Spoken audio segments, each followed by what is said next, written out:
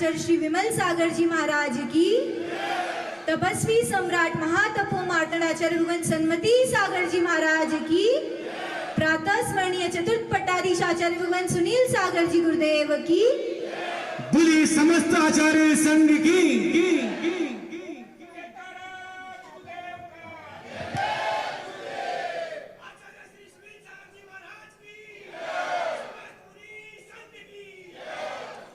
शिल्पकार पाषाण को फोड़ता है, पत्थर को फोड़ता है, उसे बर्बाद करने के लिए नहीं, बल्कि उसकी तकदीर बनाने के लिए, उसे एक मूर्ति रूप आकार देने के लिए। स्वर्णकार होता है, वो स्वर्ण को तपाता है, उसे जलाने के लिए नहीं, बल्कि शुद्ध बनाने के लिए। ऐसे ही जीवन में गुरु होते हैं और वो हमें साधना पथ पर चलाते हैं, या फिर कहो व्रत नियम देते हैं, त्याग की महिमा बताते हैं, तपस्या की महिमा बताते हैं, हमें गिराने के लिए या कमजोर बनाने के लिए नहीं, हमें जीवन में ऊंचा उठाने के लिए। कहते हैं गुरु भगवान जो होते हैं उन्हें मध्य दीपक की उपाधि दी गई है। उनके उच्च पद पर प्रभु भगवान विराजमान है और उनसे निम्न पद पर हम जैसे शिष्य, आप जैसे भक्त, श्रद्धालु होते हैं। तो ये जो गुरुवर की जो दीपक की रोशनी है ना, ये ऊपर भी जाती है तो नीचे भी जाती है। नीचे अपने भक्तों को, शिष्यों को रोशन करती है, उन्हें ज्ञान प्रदान करती है, उनका मार्ग प्रशस्त करती है, और साथ ही जब ये लौ ऊपर जाती है तो कुछ ना कुछ प्रभु भगवान से नया लेती है। ऐसे ही जैसे हमारी श्रद्धा होती है, जैसे हमारी श्रद्धा की पवन होगी, तब गुरुवर की करुणा की झोंके से वो लौ नीचे आकर हमें प्रकाशित करती है। हम में कितनी पात्रता है ये हम पर डिपेंड करता है। किसी ने नदी से कोई जल लेके आ रहा था, तो जितने भी लोग आए सबको पूछते गए नदी में कितना पानी है, कितना पानी है, तो सब अपने पात्र के अनुसार बताते गए कि इतना पानी है। लेकिन क्या सच्ची में नदी में इतना या इतना ही पानी होता है क्या? कितना पानी होता है नदी में? बहती होती है, कंटिन्यूअस फ्लो होता ही रहता है। ऐसे ही हम में कितनी पात्रता है कि हम गुरु महाराज का जो वचन है, उनकी चर्या क्रिया है, उन सबको किस रूप से झेल पा रहे हैं, किस रूप से अपने जीवन में उतार पा रहे हैं। यहाँ पे तिजारा में आज वो अध्यक्ष जी बता रहे थे कि तपस्वी सम्राट का भी यहाँ प्रवास रहा था महीने भर का, और 30 पीछी के साथ पूरा संघ विराजमान रहा था, महीने भर साधना चली थी। और 95 की बात है अराउंड, और ये 2023 चल रहा है, और 60 पीछी के साथ उनके ही लघुनंदन आपके नगर में विराजमान है। और यहाँ के लोग कितना लाभ ले पा रहे हैं ये आप पे ही डिपेंड करता है।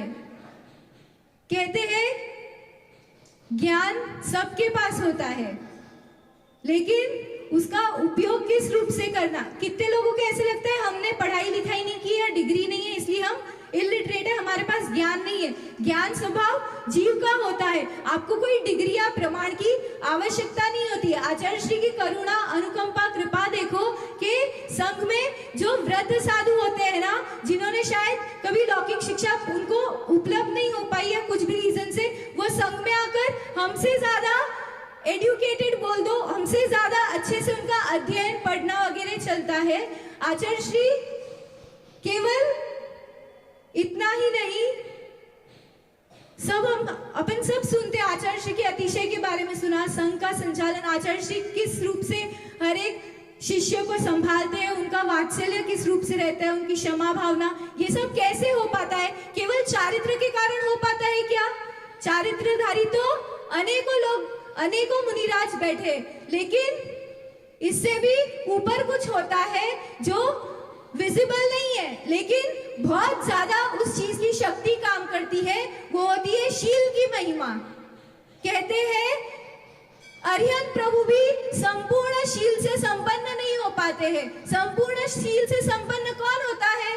14वें गुणस्थानवर्ती जो सिद्ध अवस्था को प्राप्त कर रहे हैं वो हो पाते हैं। ये शील की महिमा होती है जो चारित्र को चमकाती है, उज्जवल करती है।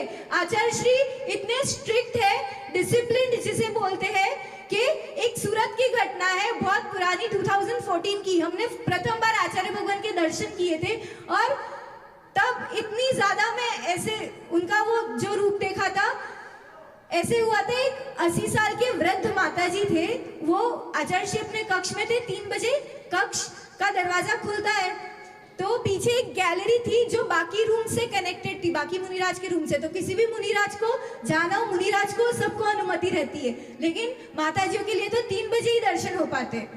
तो एक वो जो वृद्ध माता जी थे, जयपुर के सुधर्मवती माता जी, जिनकी समाधि बहुत अच्छे से जयपुर में ही संपन्न हुई थी गुरु चरणों में, वो पीछे के दरवाजे से आचार्य श्री के कक्ष में चले गए। अब गए बहुत जल्दी नहीं थे, 3 में 5 कम का ही समय था। तो आचार्य श्री तुरंत बाहर आ गए। पहले तो कुछ नहीं बोले, फिर जैसे ही मौन खुला स्वाध्याय प्रतिष्ठापन के बाद, तो सबसे पहले आचार्य श्री ने इसी विषय को उठाया कि आप हमारे कक्ष में क्यों आए? जब हम आ रहे हैं, 5 मिनट की बात तो थी और इतना तो कुछ अर्जेंट भी नहीं था। मतलब एक बारीकी से हर चीज को नाप तोल के, उनके सारे कदम, उनके वचन, ये वचन सिद्धि भी क्यों हो पाती है? हम बोलते हैं ना, आचार्य श्री ने आशीर्वाद दिया तो कैंसर मुक्त हो गया व्यक्ति। एक गांधीनगर का इंसिडेंट है कि वागड़ से एक कपल आया कि डॉक्टर ने कहा है कि कैंसर की गांठ है, तो उसका आप टेस्ट के लिए अहमदाबाद के लिए जा रहे हैं। गांधीनगर अहमदाबाद के पास ही है। तो जैसे ही आचार्य श्री के दर्शन किया, आचार्य श्री ने कहा कोई गांठ नहीं है, कुछ नहीं है, सब सही हो आप। और वाकई वैसा ही हुआ। वो जैसे ही डॉक्टर के पास गए और टेस्ट करवाया वापस, जबकि पहले टेस्ट में कैंसर डिटेक्ट हो चुका था, और उसी चीज को रीटेस्ट करवाया अहमदाबाद के दूसरे हॉस्पिटल में, तो डॉक्टर बोला आपको तो कोई कैंसर है ही नहीं, ये सब रिपोर्ट्स, और ये रिपोर्ट्स बिल्कुल विपरीत है, पॉसिबल ही नहीं है। मतलब डॉक्टर्स को भी ऐसे हो जाता है कि ये कैसे हो सकता है। साइंस को भी जो फेल कर देता है, विज्ञान को जो फेल करता है, उसे भेद विज्ञान कहते हैं। और उसी भेद विज्ञान को आचार्य श्री अपने जीवन में साक्षात रूप से जी रहे हैं। वो हम बोलते हैं ना, साक्षात समय सार है। आचार्य श्री ने अनेकों ग्रंथ लिखे हुए हैं, लेकिन केवल ग्रंथ लिखना ही उनके ज्ञान का एक टेस्ट बोलेंगे क्या, या फिर उनकी विशुद्धि, आत्मविशुद्धि, वो केवल ग्रंथों को नहीं लिख रहे, वो उन ग्रंथों को जी रहे हैं अपने जीवन में, जो हम साक्षात रूप से देख पाते हैं। आज का युवा कोई भी हो, सब प्रैक्टिकल देखता है। और फिर ऐसे कि ये तो कोई ऐसे होते हैं ना कि माता जी आप तो बहुत यंग हो, फोन यूज कर लो, इसमें क्या हुआ, थोड़ी देर आपको टाइम निकाल लेना चाहिए, प्रभावना के निमित्त से फोन यूज कर लो, लैपटॉप यूज कर लो। तो आचार्य श्री के जीवन से हम जितने यंगे, आचार्य श्री ने उस एज में सारे शास्त्रों का अध्ययन, मतलब जीवन, हृदय, कंठ सब कुछ कर चुके थे, और वो बहुत बड़ी पोस्ट पर पहुंच चुके थे। आचार्य पद मिलना, उसके बाद पट्टाचार्य पद मिलना कितनी बड़ी बात होती है। और फिर भी कोई आधुनिक संसाधन नहीं, किसी चीज का सहारा नहीं, हम गूगल को यूज करते हैं, फोन को यूज करते हैं, और अपने ज्ञान को वहीं ठप कर देते हैं। हम गूगल से चल रहे, गूगल हमसे चल रहा है, हम गूगल से चल रहे। कभी सोचा है जब फोन यूज करते, इंस्टाग्राम पे टाइम वेस्ट करते, ट्विटर वगैरह यूज कर रहे, या फिर कोई भी ले लो वेबसाइट या फिर सोशल नेटवर्किंग साइट्स, टाइम अपना वेस्ट हो रहा है, ज्ञान अपना ठप हो रहा है। उसकी जगह आचार्य भगवान के जीवन को देखेंगे हम, कंटिन्यूअस कोई ना कोई एक शास्त्राध्ययन, शास्त्राभ्यास, और जब भी जो भी बोलेंगे इतना नपातुला, और एक वर्ड का अनेक रूप से सबको समझ में आ जाए, उस रूप से उसका मीनिंग होता है। बोलो ना, मल्टीपर्पज सेंटेंस स्टेटमेंट्स होते हैं आचार्य श्री के, जो सबकी लाइफ को चेंज कर देते हैं, किसी को किस रूप में तो किसी को किस रूप में। अगर कोई डिप्रेस्ड भी हो ना, तो आचार्य श्री से बात करे नहीं करे, उनके आभा मंडल, उनके ऑरा में भी आ जाए ना, वहीं उसको एनर्जी मिल जाती है, पॉजिटिविटी आ जाती है।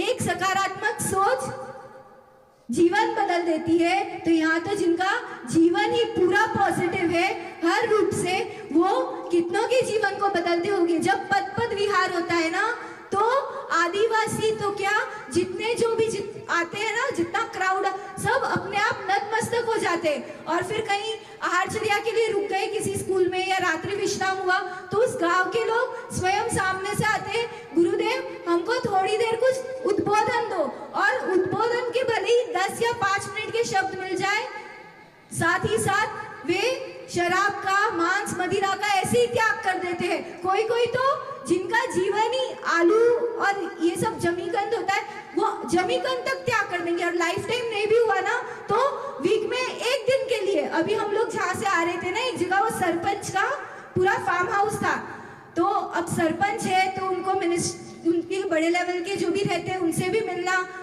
फिर भी आचार्य श्री के दर्शन किए, उनका 1 घंटे का आभा मंडल में रहने का अवसर प्राप्त हुआ, और सहज ही बस अभी तो स्वाध्याय में मैंने 4 शब्द सुने थे, आचार्य श्री शुद्धि करके आए, और आहारचर्या के पहले ही मतलब 9 बजे स्टार्ट हुआ और 10 बजे वो आके बोल रहे, महाराज जी हर शुक्रवार को मैं रात्रि भोजन का पालन करूंगा, रात्रि भोजन नहीं करूंगा और आलू का भी त्याग करता हूँ। कितनी सहजता से हो जाता है, और हम जैन होके भी कर पाते हैं, हम अपने बहू बेटी बच्चों को रोक पाते हैं, हमसे कितनी अप्रभावना हो जाती है।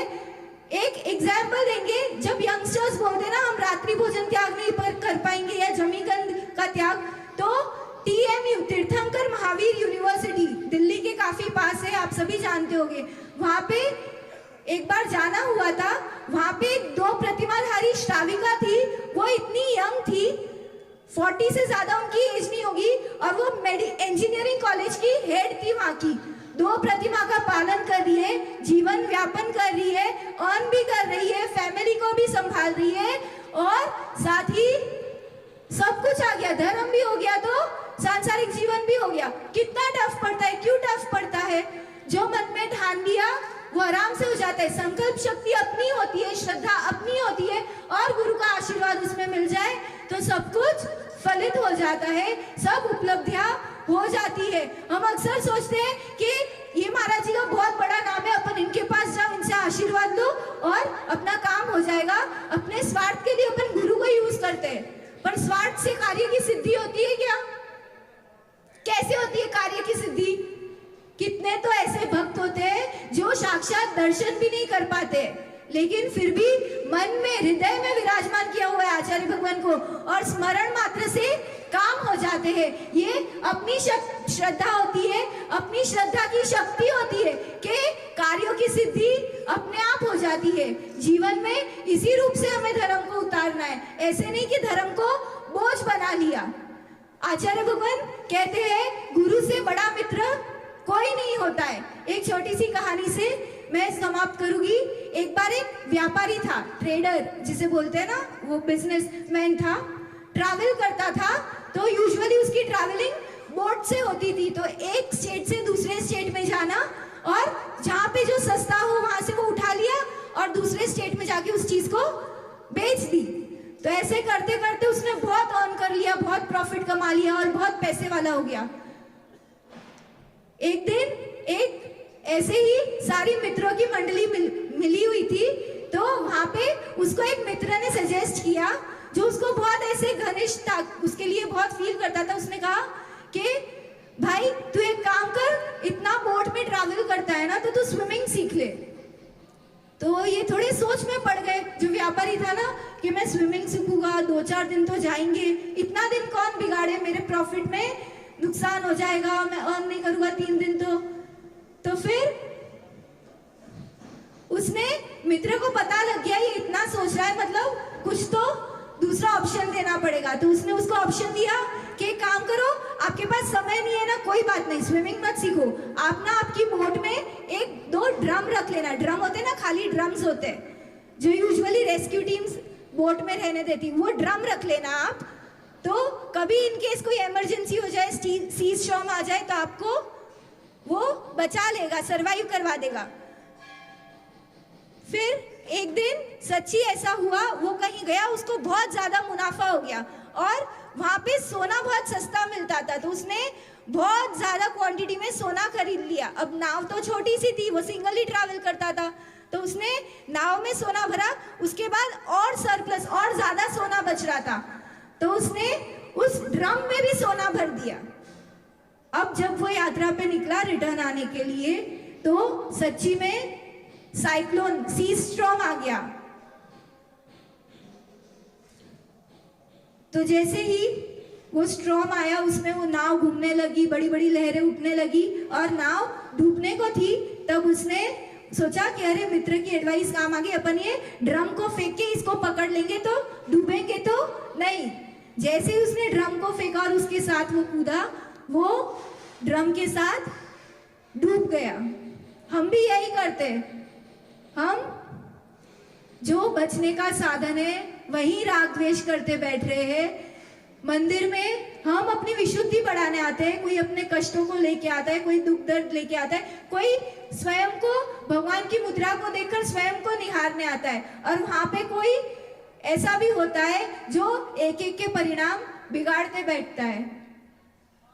हमें उस रेस्क्यू ऑप्शन, अब हम व्रति त्यागी नहीं बन पा रहे, आगे नियम नहीं ले पा रहे, तो कम से कम स्विमिंग नहीं सीख पा रहा था, है ना। वैसे ही संयम को नहीं धारण कर पा रहे, तो जो रेस्क्यू ऑप्शन है कम से कम उसको तो दूषित नहीं करे। रेस्क्यू ऑप्शन हमारा मंदिर होता है, गुरु चरण होते, यहीं आके हम निंदा आलोचना करने लग जाए, राग द्वेष करने लग जाए, तो कहाँ बचेंगे, कैसे बचेंगे। और ये सच्चा हितैषी जो था ना, ये गुरु भगवान होते हैं। प्रभु भगवान तो है ही, लेकिन प्रभु भगवान को भी बोलते नहीं है। हम केवल उनकी मुद्रा को निहार के अपने में वो गुण प्रकट करने की इच्छा रख सकते, पर वो ज्ञान कहाँ से मिल पाता है, वो आचार्य भगवान से ही मिल पाता है। जब उनकी वाणी खिलती है, एक एक शब्द सोने से भी ज्यादा अनमोल होता है। उसको अगर झेल लिया तो अपना जीवन अपने आप उत्थान को प्राप्त हो जाता है, जीवन बदल जाता है। आचार्य भगवान के चरणों में अनेकों युवाओं ने अपने जीवन को परिवर्तित किया है और आज इतनी इतनी बड़ी ऊंचाइयों को हासिल किए हुए। अगर व्रत नियम नहीं भी लिए ना, तो एक सुश्रावक श्राविका के रूप में आपके ही दिल्ली में विराजमान है। उदयपुर की एक श्राविका संगीता आंटी, उनका पुत्र गवर्नमेंट में काफी ऊंची पोस्ट पे, ईडी की पोस्ट पे है। पी चिदम्बरम को जिन्होंने अरेस्ट किया था, वो दिल्ली में जब भी कोई भी मुनि संघ का आगमन हो, कोई भी साधु आए, उनके यहाँ नियम से चौका लगता ही है। तब वो बताते नहीं है कि मैं गवर्नमेंट ऑफिसर हूँ, मेरे पास टाइम नहीं है। नियम से चौका लगेगा। पति पत्नी दोनों रात्रि भोजन का भी पालन करते हैं। इसी प्रकार आपके पास भी बहुत बड़ा समूह शरण आपकी नगर में चल के आ रहा है। आपको ज्यादा मेहनत नहीं करनी है, केवल जो मिल रहा है उसको जीवन में उतारना है, तो अपने आप आपका भी जीवन सोना सोना और चांदी चांदी सा हो जाएगा। आचार्य भगवान के चरणों में